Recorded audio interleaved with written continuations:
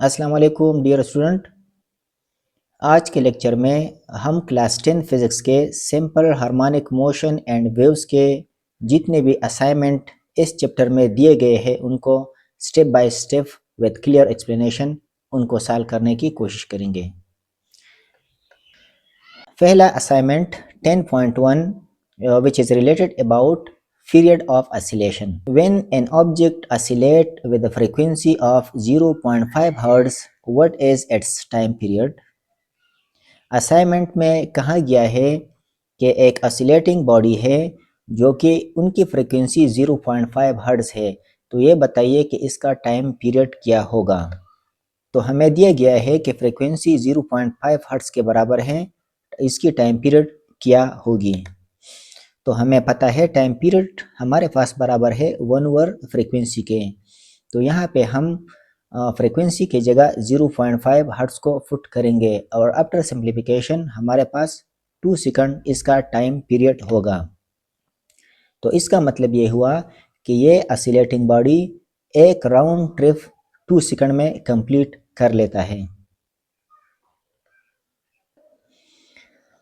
Assignment 10.2 spring restoring force. Determine the restoring force of a spring displaced 1.5 meter with the spring constant of 30 Newton per meter.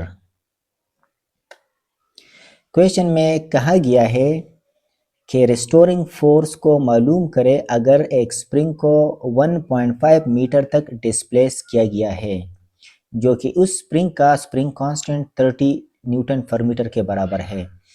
So given data spring displaced which is equal to 1.5 meter, spring constant which is equal to 30 Newton per meter, and find the restoring force. So we know that from Hooke's law, F restoring which is equal to K into X. So we will put the value in this equation 1. So here K is 30 Newton per meter which is spring constant which is already given in the question, and 1.5 meter is the place from its mean position. So after simplification we will got 45 Newton is the restoring force. Assignment 10.3 time period of mass spring system. A body of mass 0.2 kg is attached to a spring placed on a frictionless horizontal surface. The spring constant of spring is 4 Newton per meter. Find the time period of oscillating mass spring system. Assignment में कहा गया है कि एक body है जिनका मास 0.2 kg है और ये मास एक स्प्रिंग के साथ अटैच किया गया है जो कि स्प्रिंग कांस्टेंट हमारे पास 4 न्यूटन पर मीटर दिया गया है। तो ये बताइए कि इस ऑसिलेटिंग मास स्प्रिंग सिस्टम की टाइम पीरियड क्या होगी। So we know that the time period for spring mass system which is equal to 2 phi under the root mass over spring constant. तो सिंपली हम यहाँ पे वैल्यू पुट करेंगे तो phi की वैल्यू हमारे पास 3.14 है और मास जो कि अटैच है स्प्रिंग के साथ वो 0.2 kg है और के हमारे पास स्प्रिंग कांस्टेंट है। तो after simplification we will got 1.4 second is the time period of this mass spring system. तो इसका मतलब ये हुआ कि ये मास स्प्रिंग सिस्टम एक राउंड 1.4 सेकंड में कंप्लीट कर लेती है। Assignment 10.4 calculation angle. At what angle must a pendulum be displaced to create a restoring force of 4 Newton on a bulb with a mass of 500 ग्राम।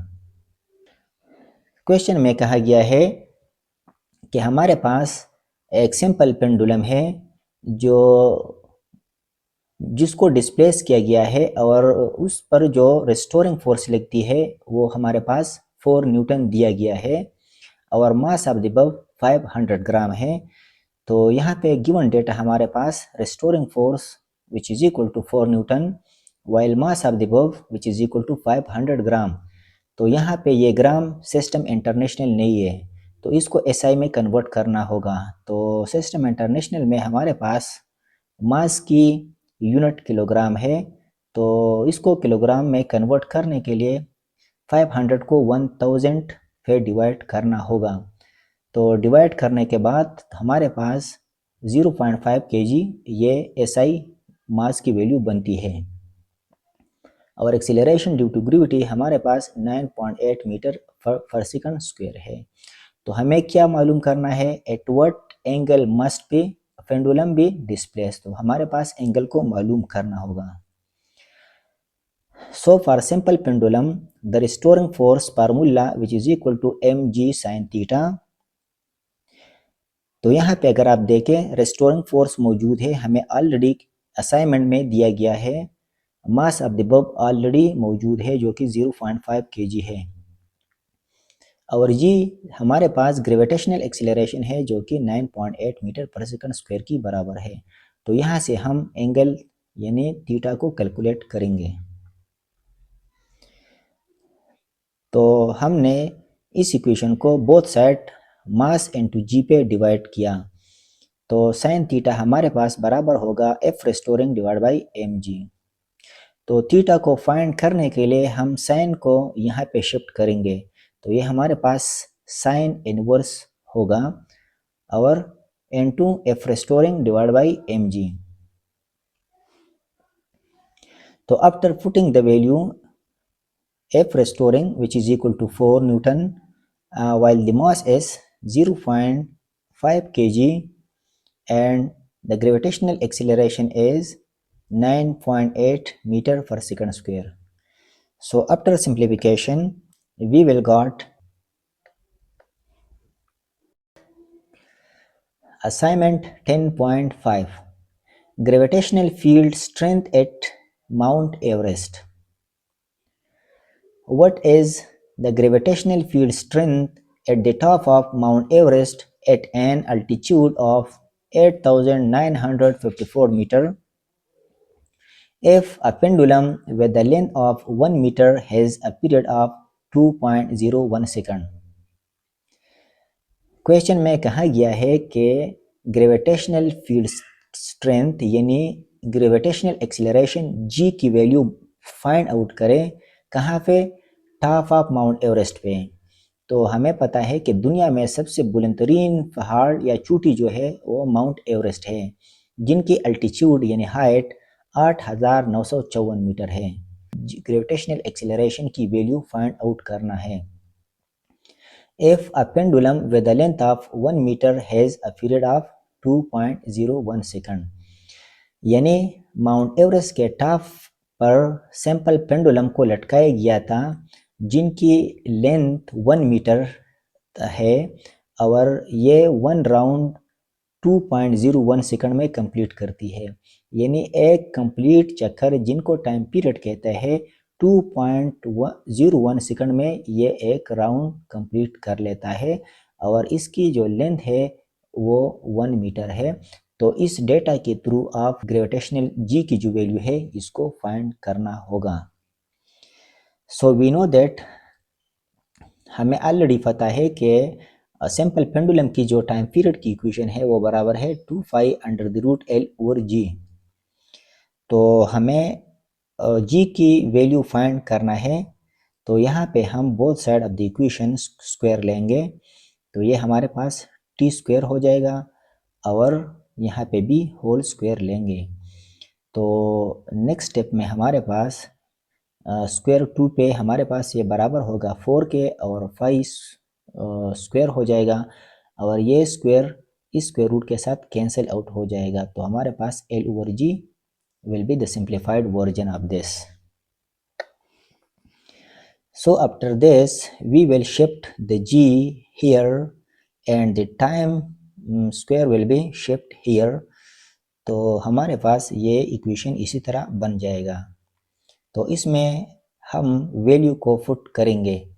तो ये हमारे पास हो गया 4, ये 5 स्क्वायर है, इसका मतलब ये है कि 5 दो दफ़ा ये मल्टीप्लाई हुआ है, तो पाई की value 3.14 into 3.14 and length of the simple pendulum which is 1 meter and divided by time। तो टाइम हमें दिया गया है 2.01 सेकंड, क्योंकि ये स्क्वायर है तो इसका मतलब यह है कि ये 2 टाइम मल्टीप्लाई हुआ है। जब हम इसको सिंप्लीफाई करेंगे through calculator, so we will got 9.77 meter per second square.